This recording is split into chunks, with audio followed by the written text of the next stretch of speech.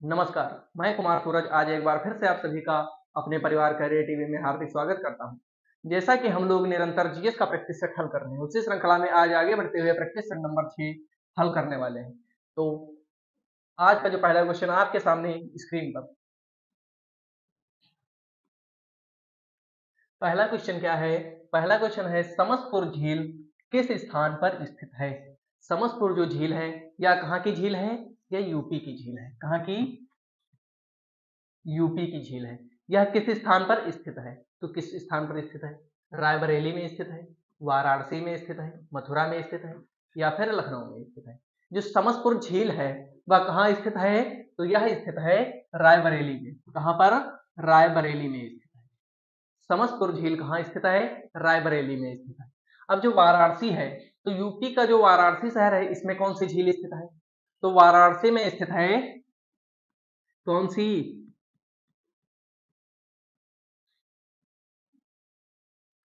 कौन सी है?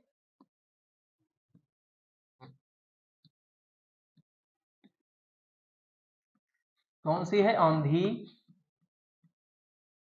औंधी ताल झील।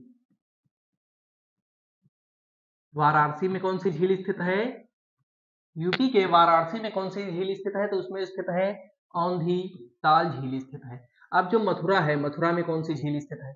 मथुरा में कौन सी झील स्थित है? तो मथुरा में स्थित है राधा कुंड। कौन सी झील? राधा कुंड, राधा कुंड झील। राधा कुंड झील कहाँ स्थित है? तो राधा कुंड झील मथुरा में स्थित है। अगला क्या है? लखनऊ। तो जो लखनऊ है, लखनऊ में कौन सी झील स्थित है? जो यूपी की राजधानी लखनऊ है, इसमें कौन सी झील स्थित है? तो इसमें कौन सी स्थित है? इसमें स्थित है करेला झील। कौन सी झील? करेला झील। लखनऊ में कौन सी झील स्थित है? लखनऊ में करेला झील स्थित है। अब यहाँ से आपसे क्वेश्चन पूछेगा कि करेला झील निम्नलिखित में से किस शहर में या किस स्थान पर स्थित है? तो कहाँ स्थित है करेला झील? करेला झील स्थित है यूपी की राजधानी लखनऊ के अंदर। अगला क्वेश्चन,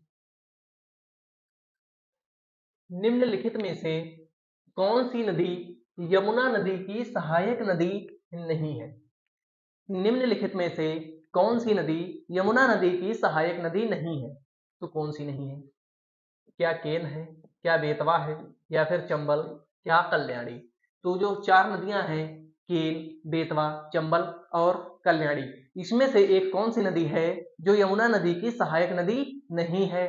तो कौन सी नदी है? वह नदी हो जाएगी कल्याणी नदी। कौन सी? कल्याणी नदी हो जाएगी। तो यमुना नदी की कौन कौन सी सहायक नदियां हैं? यमुना नदी की सहायक नदियां कौन सी हैं? यमुना की सहायक नदियां,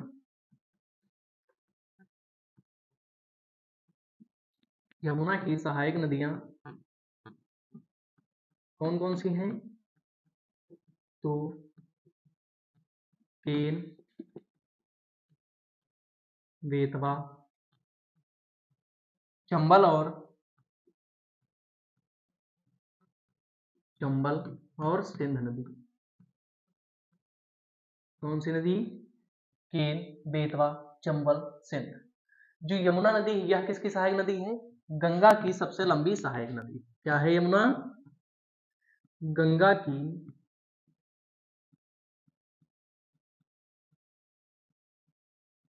गंगा की सबसे बड़ी गंगा की सबसे बड़ी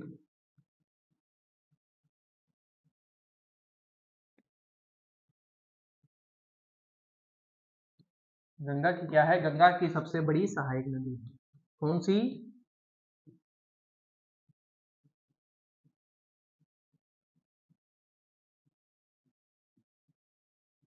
गंगा की सबसे बड़ी सहायक नदी कौन सी है? तो यह यमुना हो जाएगी। यहां से क्वेश्चन बन सकता है कि गंगा की सबसे बड़ी नदी, गंगा की सबसे बड़ी सहायक नदी कौन सी है? वह हो जाएगी यमुना। यमुना सबसे गंगा की सबसे बड़ी सहायक नदी यमुना ही क्यों है? तो यमुना क्यों है? क्योंकि यमुना में केन, बेतवा, चंबल और सिंध, ये जो नदियां हैं, ये भी नदियां अपने आप में एक लंबी नदियां हैं। इसी कारण से जब ये नदियां यमुना में मिल जाती हैं तो यमुना जो है गंगा के सबसे बड़ी सहायक नदी बन जाती है। अगला क्वेश्चन, मृदा जिसमें मुख्य रूप से पोटास की कमी है उत्तर प्रदेश के किस जिले में पाई जाती है? मुख्य रूप से ऐसा कौन सा जिला है जहां जहां की मृदा में पोटास की कमी पाई जाती है? तो कौन सा जिला है? जौनपुर है, बहराइच है, बलरामपुर है या फिर गोंडा है? तो जौनपुर जिले की मृदा में पोटास की सर्वाधिक कमी पाई जाती है। कहाँ की मृदा में? जौनपुर जिले की मृदा में सर्वाधिक पोटास की कमी पाई जाती है। अगला क्वेश्चन है, उत्तर प्रदेश का निम्नलिखित में से कौन सा जिला बुंदेलखंड क्षेत्र का हिस्सा है? उत्तर प्रदेश का निम्नलिखित में से कौन सा जिला उत्तर प्रदेश का, जो हमारे 4 जिले हैं चंदौली, औरिया, महोबा और एटा, इनमें से एक कौन ऐसा जिला है जो बुंदेलखंड क्षेत्र का हिस्सा है? तो कौन सा जिला है? क्या चंदेली है, क्या औरैया है, क्या महोबा है या फिर एटा है? तो बुंदेलखंड क्षेत्र का हिस्सा इसमें से कौन सा जिला है? वह जिला है महोबा। महोबा क्या है?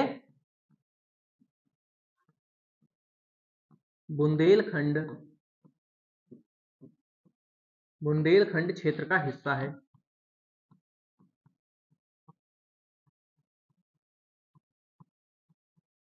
कहाँ का हिस्सा है? बुंदेलखंड क्षेत्र का हिस्सा है। अगला क्वेश्चन,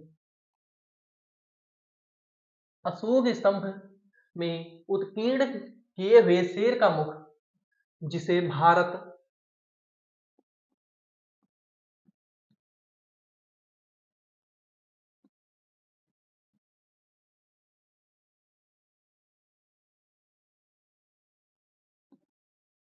क्या है क्वेश्चन? अशोक स्तंभ में उत्कीर्ण किए हुए शेर का मुख जिसे भारत सरकार द्वारा राष्ट्रीय प्रतीक के रूप में अपनाया गया, वह किस संग्रहालय में संरक्षित है? तो जो भारत का शेर मुख वाला राष्ट्रीय प्रतीक है उसको किस संग्रहालय में संरक्षित या सुरक्षित रखा गया है? तो किस संग्रहालय में रखा गया है? कुशीनगर में, सारनाथ में, कन्नौज में या फिर लुम्बिनी में? तो इसको कहां पर रखा गया है? इसको कहां पर संरक्षित किया गया है या सुरक्षित रखा गया है? तो सारनाथ में रखा गया है। कहां रखा गया है? सारनाथ में रखा गया है। कहां पर? सारनाथ में। जो राष्ट्रीय प्रतीक शेर मुख वाला जो राष्ट्रीय प्रतीक है, इसको भारत सरकार ने क्या किया था? राष्ट्रीय प्रतीक के रूप में कब अपनाया था? शेर मुख का जो राष्ट्रीय प्रतीक है भारत का, इसको भारत सरकार ने भारत के राष्ट्रीय प्रतीक के रूप में इसको कब अपनाया था? तो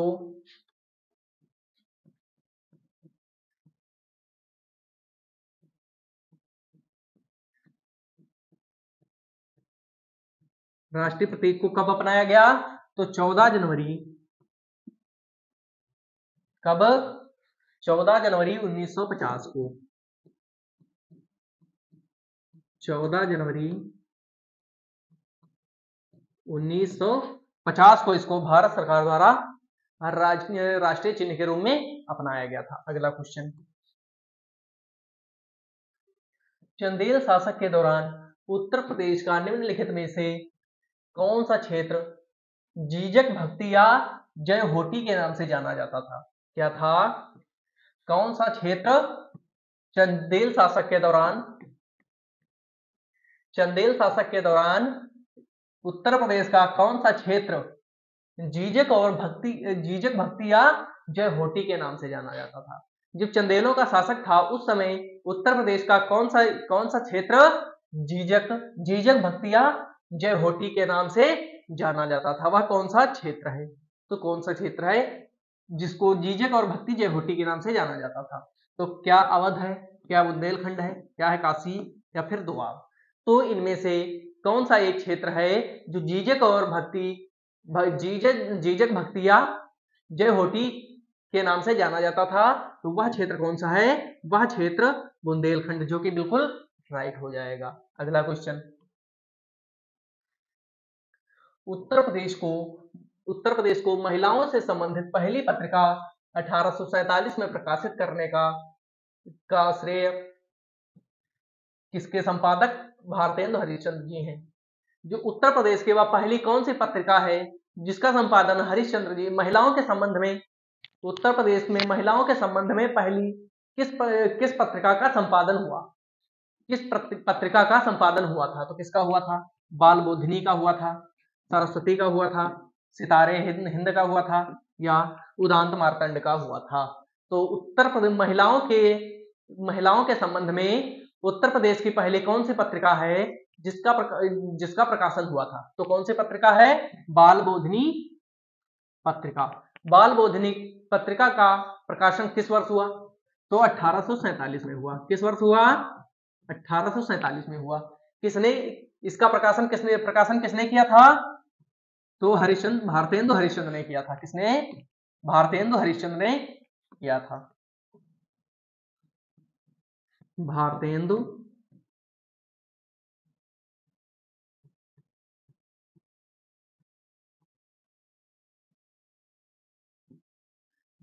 हरिश्चंद्र ने किया था। किस पत्रिका का संपादन किया था? बाल बोधिनी पत्रिका का संपादन। महिलाओं से संबंधित पहली पत्रिका थी। महिलाओं से संबंधित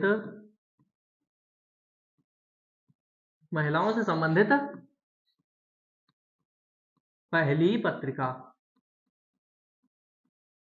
महिलाओं से संबंधित पहली पत्रिका कौन सी थी? वह पत्रिका थी बाल बोधिनी पत्रिका। अगला क्वेश्चन, प्रसिद्ध सितार वादक नवाब इनायत खान उत्तर प्रदेश के कहां से संबंधित थे? क्या है? प्रमुख सितारा वादक यानी कि प्रसिद्ध सितारा वादक जो थे, कौन? नवाब इनायत खान। नवाब इनायत खान जो थे यह किससे संबंधित थे? सितारा से। यह क्या थे? ये सितारा वादक। यह क्या थे? यह थे सितारा वादक थे। यह उत्तर प्रदेश के किस स्थान से संबंधित थे? किस स्थान से संबंधित थे? एटा से थे, इटावा से थे, या फिर औरैया से थे, या फिरोजाबाद से थे? जो प्रसिद्ध सितारा वादक नवाब इनायत खान जी थे, यह उत्तर प्रदेश के किस स्थान से संबंधित थे? तो यह संबंधित थे औरैया से। किस स्थान से? औरैया से संबंध रखते थे। अगला क्वेश्चन, अगला है, तीसरी बौद्ध परिषद किस शहर में आयोजित की गई थी? जो तीसरी बौद्ध परिषद थी वह किस शहर में आयोजित की गई थी, या इसका आयोजन किस शहर में किया गया था? तो किस शहर में किया गया था? यांगून में, पाटलिपुत्र में, वैशाली में, या फिर राजगीर में? तो इसका जो आयोजन किया गया था, किसका? तीसरी बौद्ध संगीति या परिषद का आयोजन जो किया गया था, कहाँ किया गया था? पाटलिपुत्र में किया गया था। कहाँ किया गया था? पाटलिपुत्र में इसका आयोजन किया गया था। तो इसका आयोजन किया गया था तो कब किया गया था? तो किया गया था 250 ईसा पूर्व में। कब? 250 ईसा पूर्व में किया गया था। तो जो तीसरी बौद्ध संगीति का आयोजन हुआ कब हुआ? तो वह हुआ था 250 ईसा पूर्व में हुआ था। किसके शासनकाल में हुआ था? किसके शासनकाल में हुआ था? तो सम्राट अशोक के शासनकाल में हुआ था। किसके शासनकाल में? सम्राट अशोक के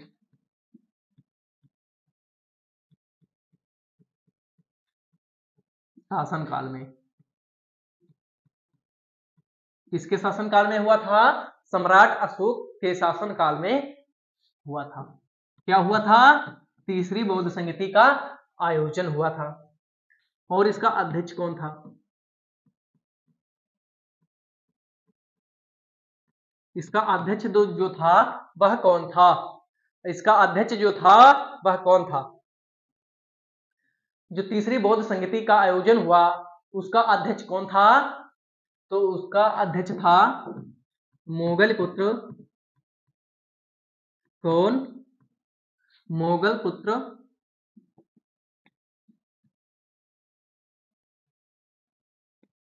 इसका अध्यक्ष कौन था? मोगल पुत्र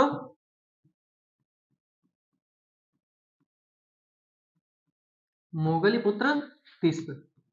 कौन? तीसरी बौद्ध संगति का अध्यक्ष कौन था?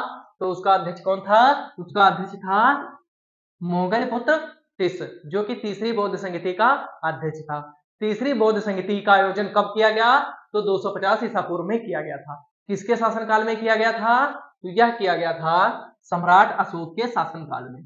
किसके शासनकाल में? सम्राट अशोक के शासनकाल में इसका आयोजन किया गया था। अगला क्वेश्चन, अगला है भारतीय रिजर्व बैंक की स्थापना किस वर्ष हुई थी? भारतीय रिजर्व बैंक यानी कि आरबीआई की स्थापना कब हुई थी? आरबीआई की जो स्थापना है यह कब हुई थी? तो यह आरबीआई की स्थापना कब हुई थी? तो यह स्थापना हुई थी 1 अप्रैल, कब? 1 अप्रैल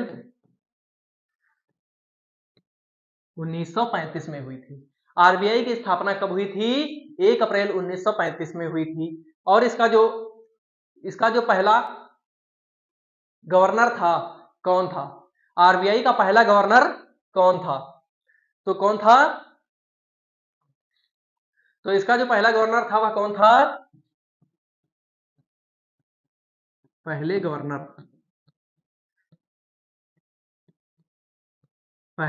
कौन थे? पहले गवर्नर कौन थे? सर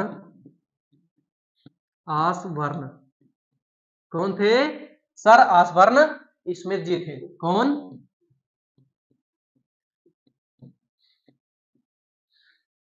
आरबीआई की स्थापना कब हुई? तो इसकी स्थापना हुई थी 1 अप्रैल 1935 में हुई थी। इसका पहला गवर्नर कौन था? तो उसके गवर्नर थे सर आसबर्न स्मिथ जी, जो थे आरबीआई के पहले गवर्नर थे। तो क्या ऑप्शन हो जाएगा? ऑप्शन बी 1965 बिल्कुल राइट हो जाएगा। अगला क्वेश्चन,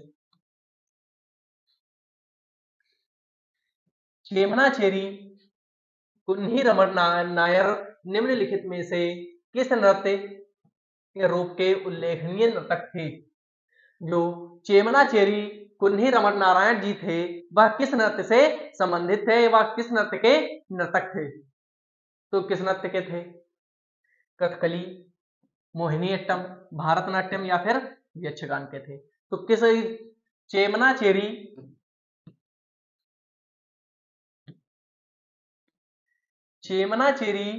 कुन्ही रमन नायर किस नृत्य के नर्तक थे? तो यह थे कथकली के। किस नृत्य के थे? कथकली थे। कथकली किस राज्य का शास्त्रीय नृत्य है? तो केरल का है। कहाँ का? केरल राज्य का। केरल राज्य का शास्त्रीय नृत्य है।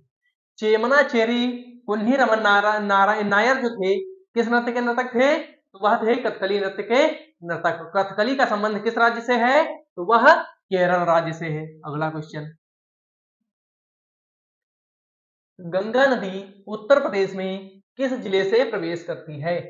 गंगा नदी जो है उत्तर प्रदेश में किस जिले से होकर प्रवेश करती है? किस जिले से होकर प्रवेश करती है? सहारनपुर, बिजनौर, मुजफ्फरनगर, गोरखपुर। तो जो गंगा नदी है यह उत्तर प्रदेश के किस जिले से होकर यूपी में प्रवेश करती है? तो यह प्रवेश करती है बिजनौर जिले से। कहां से? बिजनौर जिले से। इसका उद्गम किस राज्य में होता है? उद्गम कहां से होता है? गंगोत्री उत्तराखंड से। कहां से?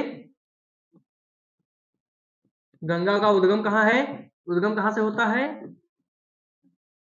गंगोत्री से। गंगोत्री किस राज्य में है?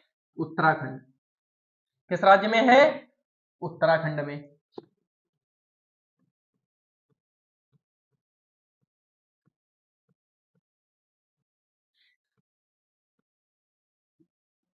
गंगोत्री से। गंगा का उद्गम कहां से होता है? गंगोत्री से। और यूपी में कहां से प्रवेश करती है? बिजनौर जिले से प्रवेश करती है। अगला क्वेश्चन, अगला है समान पक्षी विहार कहां स्थित है? समान पक्षी विहार जो है यह कहां पर स्थित है? क्या समान पक्षी विहार जो है कहां पर स्थित है?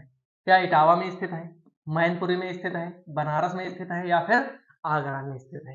तो समान पक्षी विहार जो है कहां पर स्थित है? तो यह स्थित है मैनपुरी में। कहां?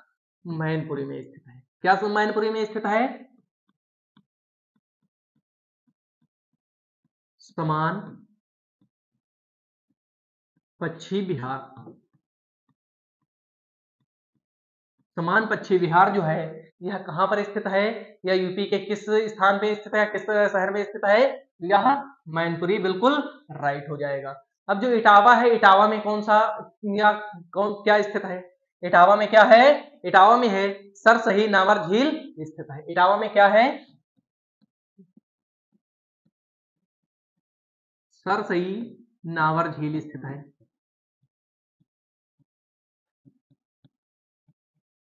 सरसई नावर झील जो है यह कहां पर स्थित है? यह स्थित है इटावा शहर के अंदर। कहां पर?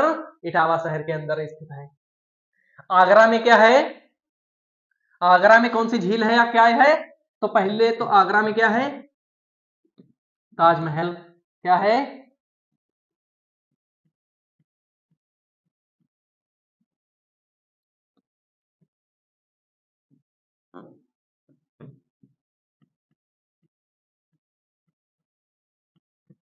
ताजमहल कहां स्थित है? आगरा में स्थित है। इसके अलावा क्या स्थित है? तो स्थित है सूर सरोवर। सूर सरोवर कहां स्थित है? सूर सरोवर कहां स्थित है? यह स्थित है आगरा के अंदर। सूर सरोवर कहां पर स्थित है? तो सूर सरोवर स्थित है आगरा में। अगला क्वेश्चन, भारत के संविधान का निम्नलिखित में से कौन सा भाग नागरिकता से संबंधित है? भारत के संविधान का निम्नलिखित में से कौन सा भाग नागरिकता से संबंधित है? नागरिकता से कौन सा भाग संबंधित है? तो कौन सा भाग संबंधित है? भाग 2 संबंधित है। नागरिकता से कौन सा भाग संबंधित है? भाग 2 संबंधित है। कहां से है? किस अनुच्छेद से है? अनुच्छेद 5 से। अनुच्छेद 5 से किस अनुच्छेद तक है? अनुच्छेद 11 तक।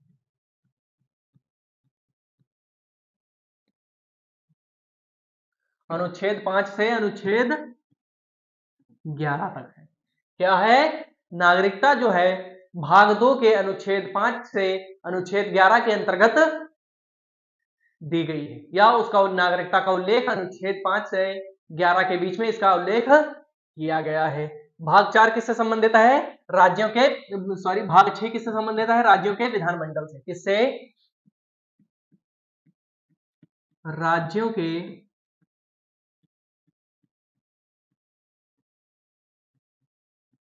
विधानमंडल से। राज्यों के विधानमंडल से संबंधित है। क्या? भाग 6 जो है किससे संबंधित है? भाग 6 संबंधित है राज्यों के विधानमंडल से संबंधित है। किस अनुच्छेद से? अनुच्छेद 168 से। क्या? 168 से 212 तक। क्या है? अनुच्छेद 168 से 212 के बीच में राज्यों के विधानमंडल के बारे में जानकारी दी गई है। अब क्या है? अब क्या है? भाग 8। भारतीय संविधान का जो भाग 8 है, भाग 8 किससे संबंधित है? तो यह संबंधित है केंद्र शासित प्रदेशों से। भाग 8 किससे संबंधित है? केंद्र शासित प्रदेशों से संबंधित है। केंद्र शासित प्रदेशों से संबंधित है। क्या? जो भाग 8 है, भाग 8 किससे संबंधित है? भाग 8 संबंधित है केंद्र शासित प्रदेशों से। किस अनुच्छेद तक? अनुच्छेद 239 से 242 तक। 239 से कितने अनुच्छेद, किन अनुच्छेदों के अंतर्गत भारत में केंद्र शासित प्रदेशों को वर्णित किया गया है या वर्णन किया गया है? तो वह किया गया है अनुच्छेद 239 से 242 तक। 239 से 242 तक।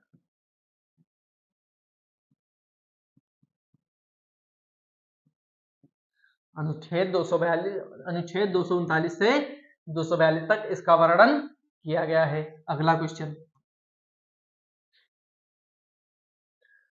भारत के संविधान के अनुच्छेद 24 के तहत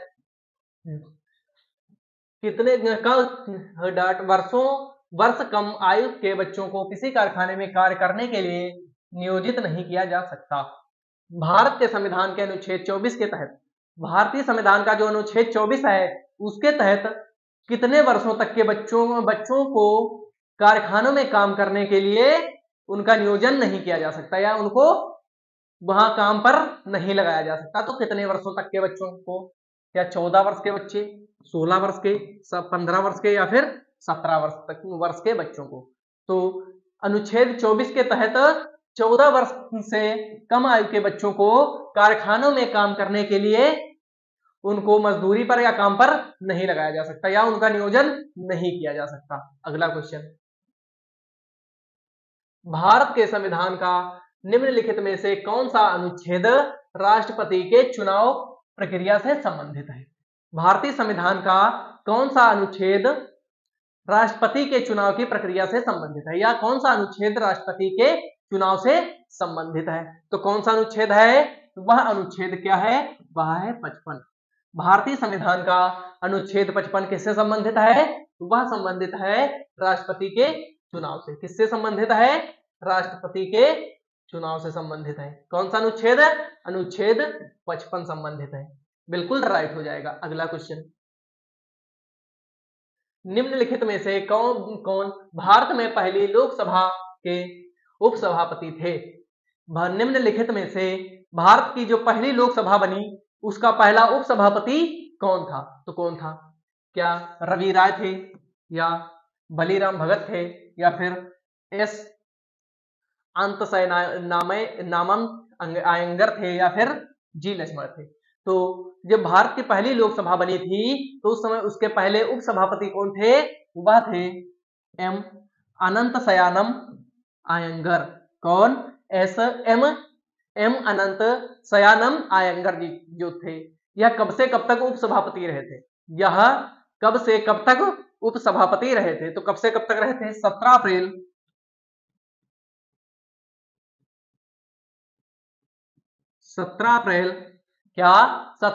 1952 से 17 अप्रैल 1952 से 4 अप्रैल 1957 तक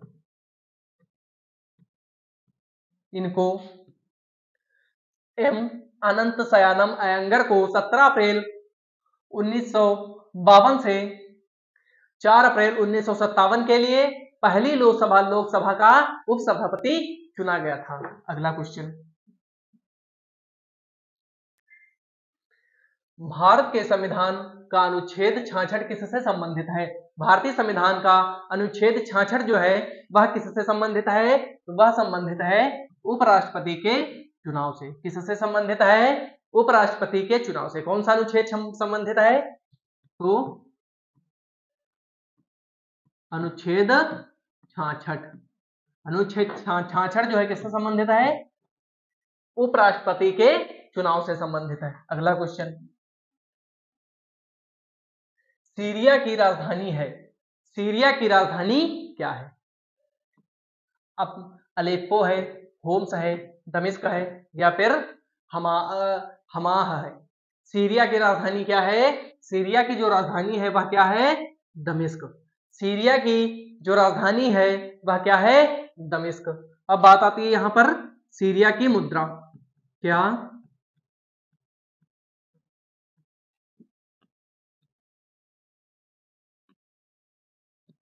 सीरिया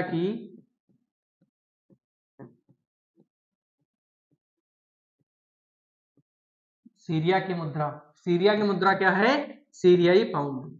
मुद्रा क्या है? सीरियाई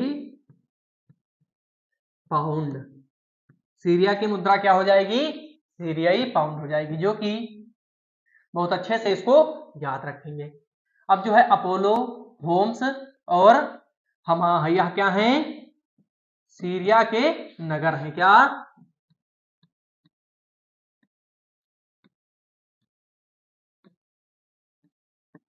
सीरिया के नगर हैं। अगला क्वेश्चन, म्यांमार की मुद्रा निम्नलिखित में से क्या है? म्यांमार जो है इसकी मुद्रा क्या है? तो क्या है? क्यात है, नायरा है, रियाल है, क्रोन है। तो म्यांमार की मुद्रा क्या है? म्यांमार की मुद्रा है क्यात। म्यांमार की मुद्रा क्या है? क्यात। अब आती है बात यहां पर,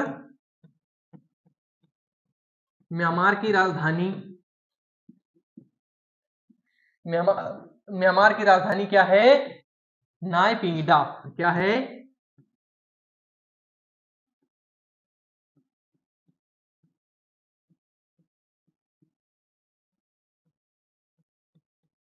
क्या है?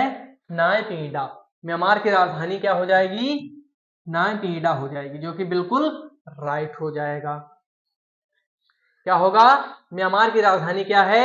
म्यांमार की राजधानी है नायपीडा। और म्यांमार की मुद्रा क्या है? म्यांमार की मुद्रा है क्यात।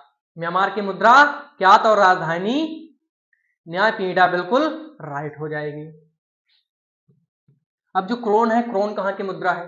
क्रोन जो है, क्रोन कहाँ की मुद्रा है? तो क्रोन कहाँ की मुद्रा है? स्वीडन की मुद्रा है। क्रोन जो है, क्रोन कहाँ की मुद्रा है? क्रोन स्वीडन की मुद्रा है। अब जो नायरा है, नायरा कहाँ की है?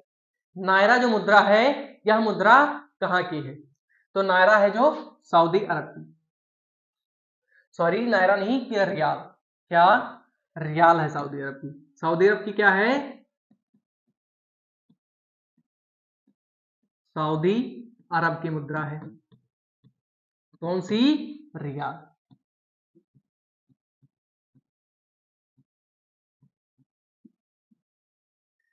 आज की क्लास में बस इतना ही। मिलते हैं हम आपको नेक्स्ट क्लास में, तब तक के लिए जय हिंद, जय भारत।